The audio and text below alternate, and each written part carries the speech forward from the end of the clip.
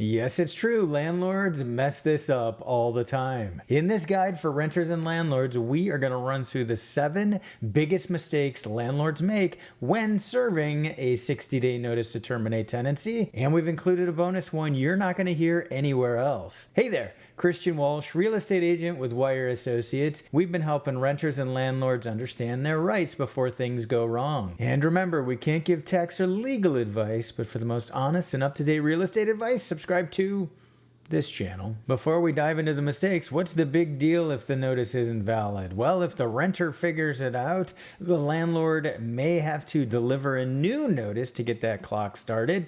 In some areas, they may have to wait 6 months before they attempt it again. It could be considered harassment if you've done it several times incorrectly. And under SB 567, the new law that updated AB 1482, it's possible that a renter could go after a landlord in a civil action for damages. Those are a few of the reasons why making these mistakes are a bad idea. The first big mistake a landlord makes is not being able to actually terminate a tenancy. If a renter is on a lease, which is a fixed term tenancy, for example, 12-month lease, a landlord can't decide to terminate a tenancy right in the middle of it unless the lease somehow specifies it. A tenant must be on a periodic tenancy, so for example, month to month. Additionally, a landlord needs to know the local requirements. For example, under the rent stabilization ordinance in LA, if a renter is over the age of 62 and has been in the property for 10 years or more, it is almost impossible to terminate a tenancy in that particular instance. So it is up to the landlord to know if and when a tenancy can be terminated. Number 2 is to use the proper notice. And I know you're thinking, oh, that's obvious advice. I do not want you creating your own notice to terminate tenancy, and I don't want you to Google it up. Google it up. That's my son Liam telling you, do not Google it up because you may find it's missing an important piece of information on it that will invalidate the notice. So this is the notice of termination of tenancy from the California Association of Realtors. This is the brand new one, the most recent one, and there's an important piece of language here. This is California Civil Code 1946 related to reclaiming abandoned personal property. The law requires that on the notice to terminate tenancy that this particular phrase is on there. If it's not, invalid notice.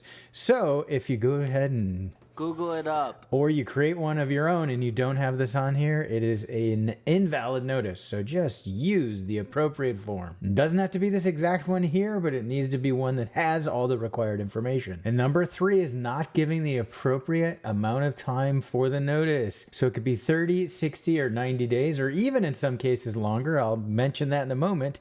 You can see here on this notice to terminate tenancy that it has 60 days, and most often these are 60-day notices. That would be given to any resident who's month to month and has lived there for over a year in the property. It can be a 30-day notice if it is an occupancy that is a year or less, and then it's a minimum of a 90-day notice for Section 8 renters. In some cases, it's longer. For example, in LA, under the Rent Stabilization Ordinance, if you're using the Ellis Act, it could be 120 days, 6 months, or even up to a year. So know the appropriate amount of time that the notice needs to give. Number 4 is related to the Tenant Protection Act, or AB 1482. In the state of California, every rental property is either subject to AB 1482 or exempt from AB 1482. Of course, if there's a more strict law in a local area, you're going to follow that. And I've done other videos on AB 1482. I encourage you to watch that so this makes more sense. For properties that are exempt from AB 1482, which is many houses and condos, you will not need to give relocation assistance, and you will not need a no-fault just cause reason. If it is subject to AB 1482, every apartment building 15 years or older would fall under AB 1482. Those renters are owed relocation assistance, and it must be a just cause reason. For the properties exempt from AB 1482, the other important thing is that the renter is given this exemption language right here. If the renter is not given the exemption language, even though the property may be exempt, It is not until the renter has been given this. You must deliver this exemption language before giving the notice to terminate tenancy. And you'll see on this notice to terminate tenancy from the California Association of Realtors, number one, the very first thing you do is you pick whether the property is subject to the Tenant Protection Act or exempt from the Tenant Protection Act, because it changes what you do in giving the notice. Landlords don't even think about terminating a tenancy to sell your property without reaching out to us first. Number 5 is a twofer. There's 2 important things to pay attention to. So for properties that are subject to the Tenant Protection Act, you have to give the proper no fault just cause reason for terminating the tenancy. And there are 4 here that we're going to run through quickly. And by no fault, we mean that the tenant hasn't done anything wrong.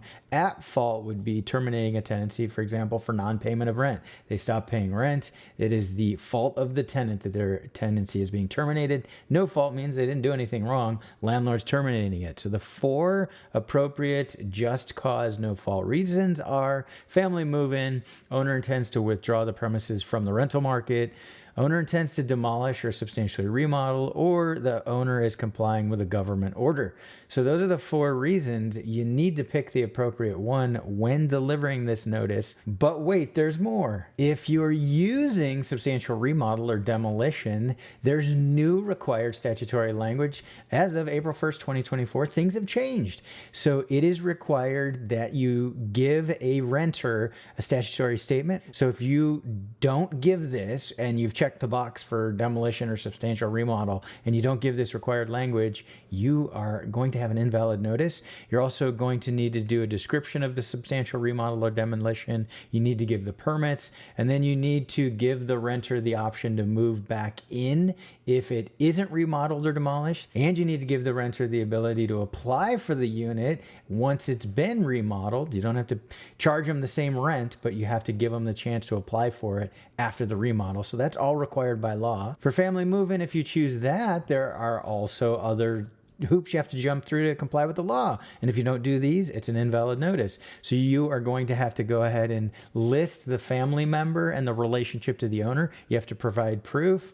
And then you have to make sure that that person moves in within 90 days after the tenant has moved out, and they have to stay there for a minimum of a year. So those are additional requirements for no fault just cause termination of tenancy under the Tenant Protection Act. Moving right along, number 6 is relocation fees. If a property is subject to the Tenant Protection Act, or in areas like LA City, where every rental property, when you terminate a tenancy, the renter is owed relocation assistance. You must let the renter know how much relocation assistance you're paying, how they're going to receive the relocation assistance. Will it be paid within 15 days after the notice is delivered, or will it be a waiver of last month's or some month's rent? What is required in the local area? In some cases, you can't just waive rent. You have to give them the money. And the other important thing to note here is in some areas, the amount of relocation assistance is more than just 1 month's rent, which is typically required under AB 1482. LA City has a whole chart of different rental relocation amounts. Some areas require 3 months rent. The Santa Ana, that's the requirement there. So you need to know how much relocation assistance, and you need to know how you're going to give it to the renters, and it has to be specified in this notice or it's invalid. Number 7 is a big one. We see this happen a lot. That is, the notice must be properly delivered by either the landlord, a process server, or an agent. So what is proper delivery? Well, personal service would be the best way to do it. That's where someone knocks on the door, hands the notice to one of the renters. The next best way would be substituted service, and that is knock on the door, hand it to someone who's at least 18 years old in the house. Next would be posting and mailing. So you hang a copy of it. I recommend you take a picture of it when you do that, and then you mail a copy. And then the last method you can do is use certified or registered mail, and you can send the notice that way, but you have to give an additional amount of time for that to be delivered. So if you're going to mail via registered or certified mail, make sure it includes these extra timelines here. And what do you see missing from this list for proper delivery? Well, the big one you see is email. Email is not proper delivery of a notice. Texting a picture or words that your tenancy is terminated would also not be an appropriate way to serve the notice. It must be one of these proper ways here, or it is not proper service and the notice is invalid. The reason this is on the California Association of Realtor forms here, by the way, is so that once you've served the notice, you're actually going to have your copy and you're going to mark on your copy how you served it. And the bonus mistake that landlords will make is not filing the notice of termination with the appropriate local authority. In some areas, for example, LA City, you're required to file the notice with LAHD. Costa Mesa and Santa Ana require that the notice be filed within a certain amount of time to the appropriate professionals.